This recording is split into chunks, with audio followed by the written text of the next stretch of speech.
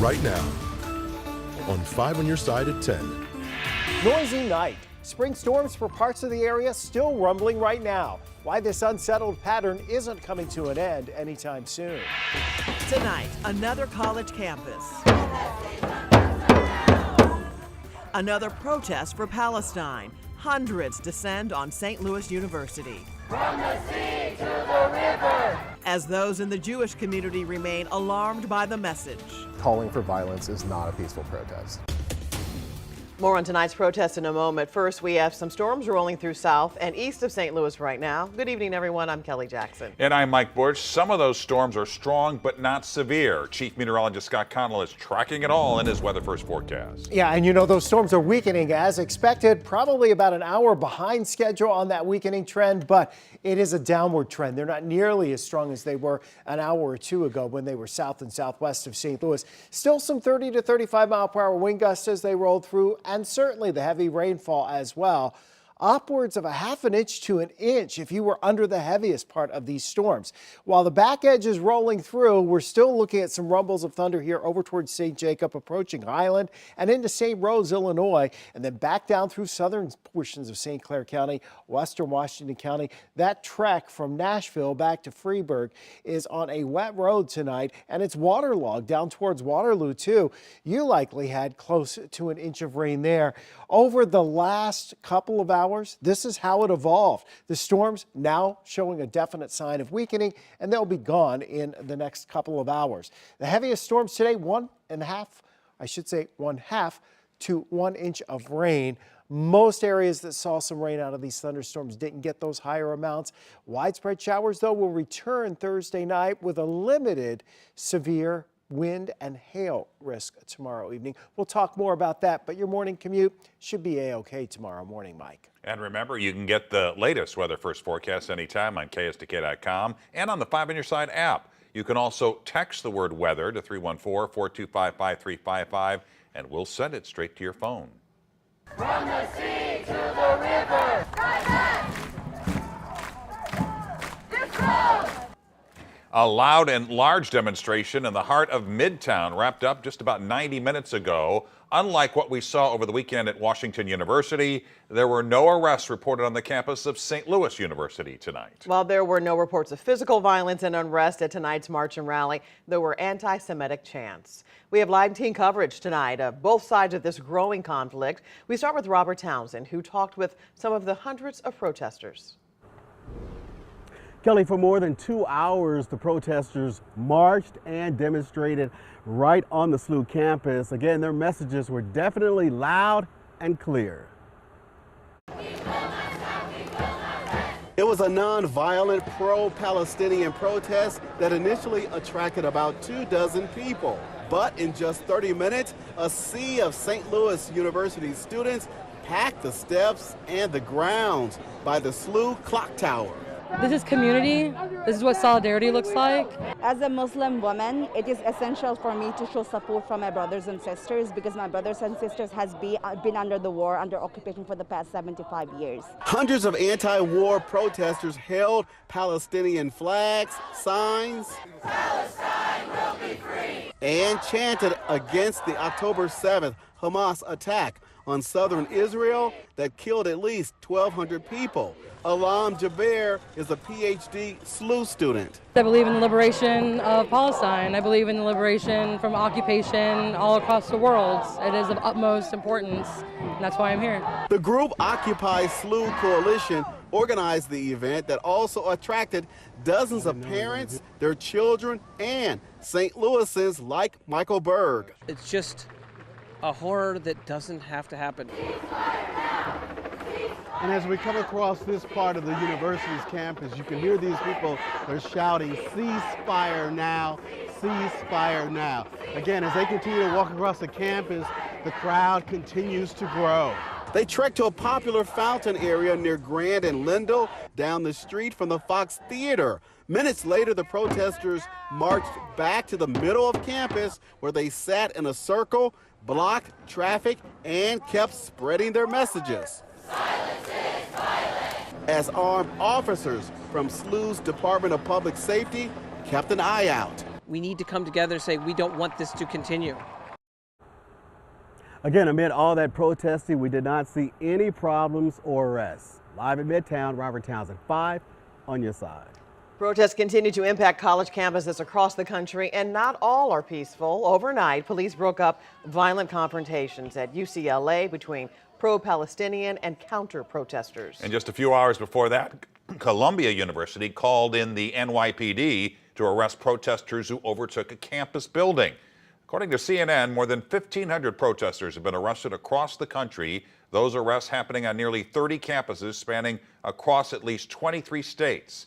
Many other schools, like St. Louis University tonight, have experienced protests without arrests. On top of these protests, anti-Semitic incidents are on the rise. Laura Barczewski continues our live team coverage from SLU tonight, and she talked with members of the Jewish community who say all of this combined is unsettling.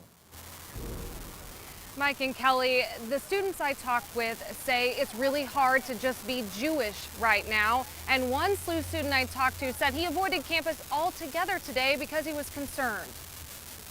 Wednesday night, pro-Palestinian protesters filled the center of St. Louis University's campus. Signs and chants saying "From the river to the sea" could be heard throughout the crowd. The U.S. House has recently declared the chant "From the river to the sea" as hate speech, as it calls for the destruction of Israel. But people are at odds with what the phrases and words mean. Jordan Kadosh with the Anti-Defamation League says sayings like this one and calls for intifada are seen as calls for violence and direct attacks on the Jewish community. I mean, they'd be calling for it to happen overseas, but the fact that people were calling for it here in our community, that's just, that's out of line.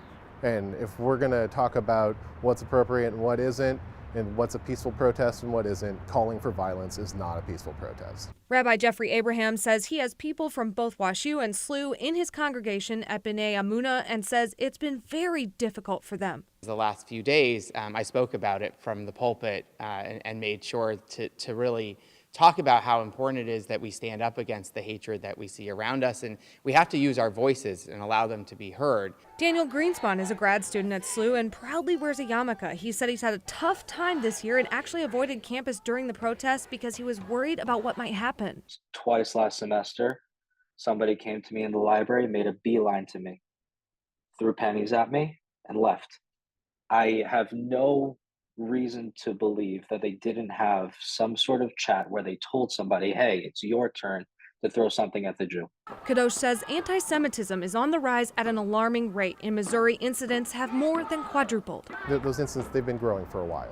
This is not new, it's just a spike on top of a growing wave. And it's really, it's disheartening. People feel like they're under siege. Both the rabbis we spoke with tonight say their doors are open to anyone who needs support. Reporting live in Midtown, Laura Barczewski, 5 on your side. And our coverage of the college campus demonstrations continues now on KSDK.com. Text the word protest to 314-425-5355 and we will send you a link. We are learning more tonight about a school tragedy averted in Wisconsin. Police shot and killed an armed student today outside a middle school in Madison. Authorities say he never got inside the school. His age and identity have not been released. No one else was hurt. Here in St. Louis tonight, students are on a mission to combat gun violence by fighting for tougher laws. A group of teens from Confluence Academies are just back from Jefferson City, where they made their case to state lawmakers. And Brent Solomon caught up with them once they returned. You know, this is something that they wanted. School leaders made it happen, and it led to some real-life lessons that sometimes have to be learned outside of the school grounds. Being a voice for change is sometimes prompted by your own reality. A lot of my life is surrounded by, oh, I heard a gunshot. Maybe I should get down. Maybe I should turn the lights off. And it shouldn't be like that. It's why this St. Louis 10th grader joined 9 of her classmates in taking a trip to the state capitol last Tuesday. Kids walking around with guns, stuff like that, because it's really not safe. They want tougher gun laws to crack down on violence.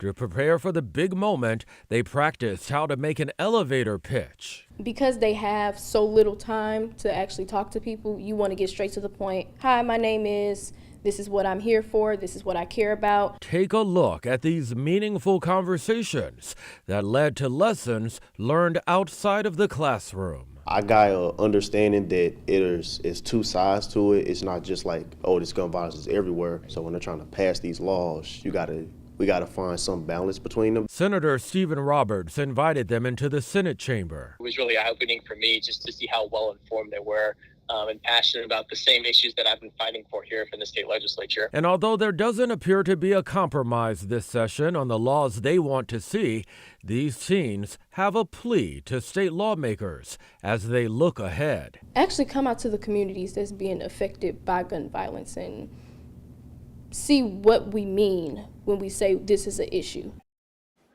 The visit to the Capitol was the latest in a series of gun safety initiatives Confluence Academies have engaged students in. It's part of a partnership with St. Louis Public Schools.